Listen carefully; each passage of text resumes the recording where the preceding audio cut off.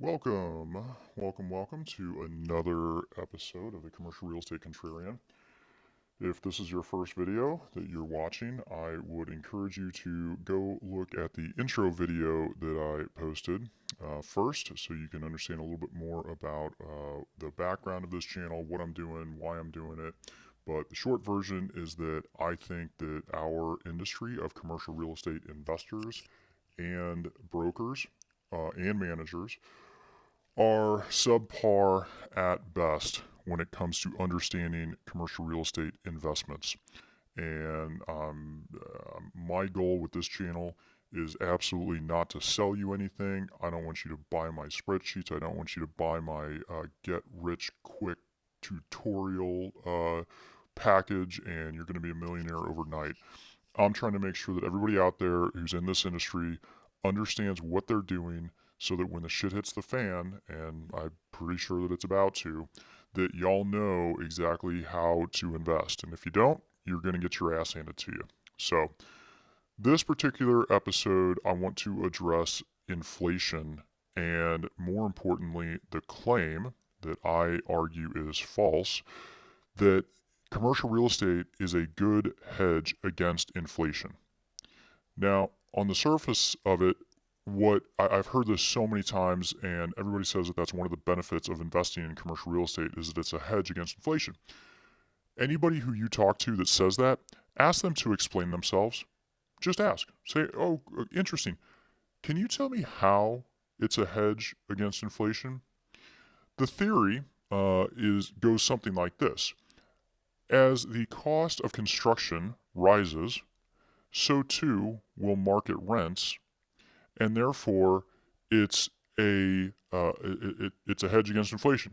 Commercial real estate rents are rising, and because the cost to build things is only getting more expensive.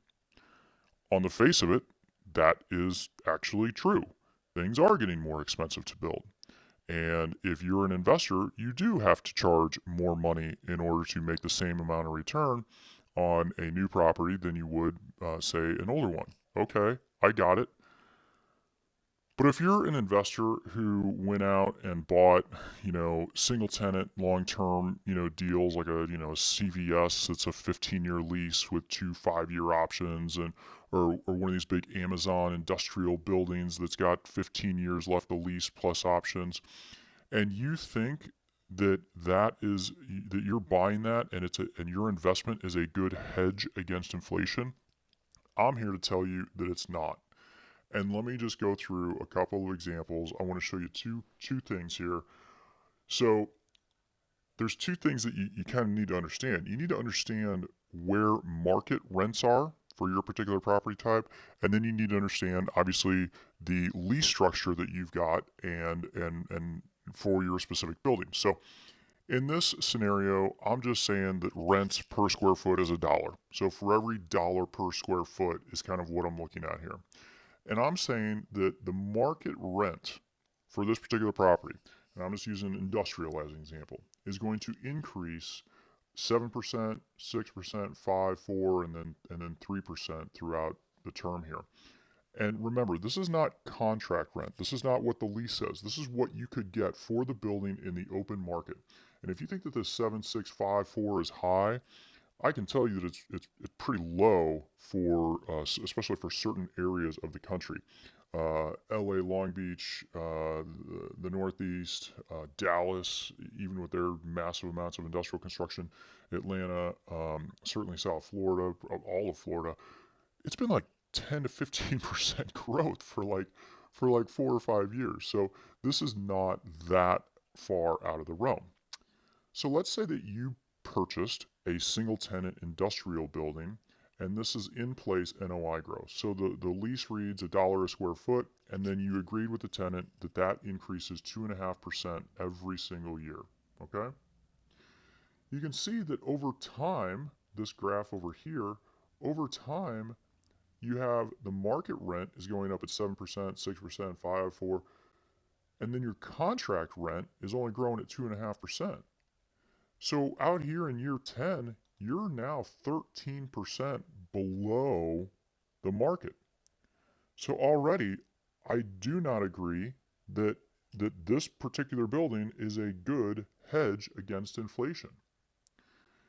If you look at it on an IRR basis, you can do that as well. If a stabilized cap rate today is 6%, and then over 10 years, that's going to increase 50 basis points. So you buy it at a 6% cap today, and you sell it at a 6.5% in year 10. This is your terminal cap rates.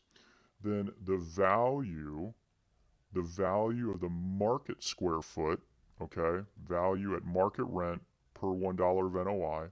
Today, it's $16.67, and that is simply $1 divided by the 6% cap rate. Same thing for your in place rent. It's $1 today divided by the same 6%, so $16.67 per square foot of value that you're purchasing it for. Then again, you see how it's the exact same percentages as it is the percentage below market. Your building's value is 13% less if you have than market than if you had a rent roll that you were able to get to the rents. And what I mean is you're not locked into long-term, net leases. You're able to get to the rent. Now, if this is a multifamily deal, that might be a little bit different. You do have the ability to market your rents much more quickly, and you're not locked in. But I would argue here, though, that what happens when the market rates decrease? In this particular case, if they're going down by 5% and negative 0.05, and they go down considerably, negative 0.05, negative 0.05. When they're going down like this, your in-place NOI is also going to go down. This is going to go down by 5% a year. And because again, you have to mark your leases to market. So it's a hedge against inflation, I guess. But what if market rents are going down and inflation is going up, like we're in right now? We're in as I record this, we're at 6% inflation in the first quarter of 2023. So inflation's going up, your rents are going down.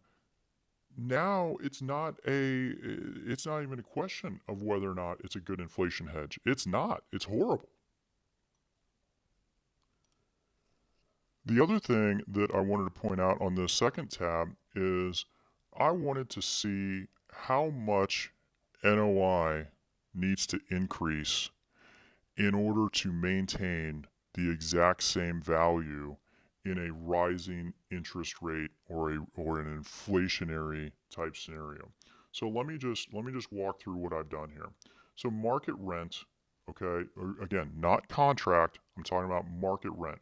Let's say that increases 5% a year. That might be a little aggressive, so let's say 5, 4, 3% thereafter, okay? And then your in place NOI growth.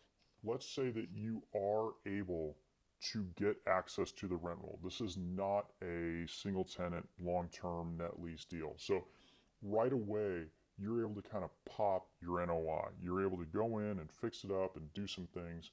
So you can kind of increase NOI 6% and then 4%, 3%, and then you're just kind of growing that NOI at 2.5% throughout the rest of the term. So if I have a stabilized cap rate today of 6%, and I increase that by 50 basis points over a 10-year term, so in year 10, I'm selling at a 6.5% cap rate. I think that's pretty prudent right now.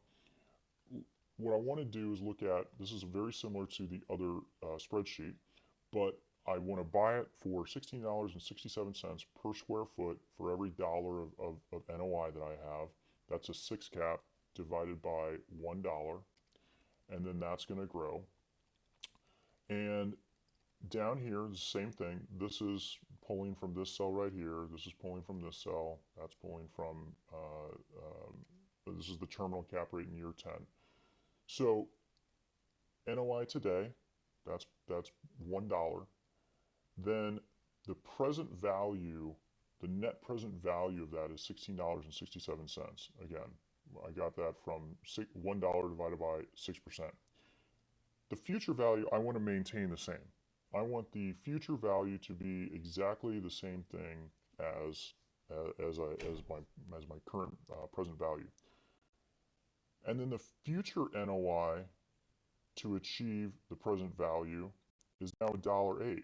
And so in other words, I have to grow my NOI at 8.3% in order to maintain exactly the same value if I sell at a 6.5 cap versus a 6. Now this is not a compounded annual rate of growth, not a CAGR. This is just if I buy it in year 1 at a 6% and I sell it in year 2 or I sell it in year 100 at a 6.5 cap, okay? I have to grow my NOI by 8.3% in order to maintain exactly the same value that I bought it for, the $16.67 a square foot. So you can see in a rising interest rate environment or in an inflationary type environment where rates are rising, in this case, they're only rising by 50 basis points, you have to work. It has been very, very, very easy for people to make money in commercial real estate over the past, 20, 30, 40 years because rates have been declining. Now, as rates are increasing, you actually have to work in order to make your money. So here's just kind of another chart. This shows your unlevered internal rate of return over time. You can see that your biggest gains are going to come, in the first couple of years, and then over time, that's going to decrease.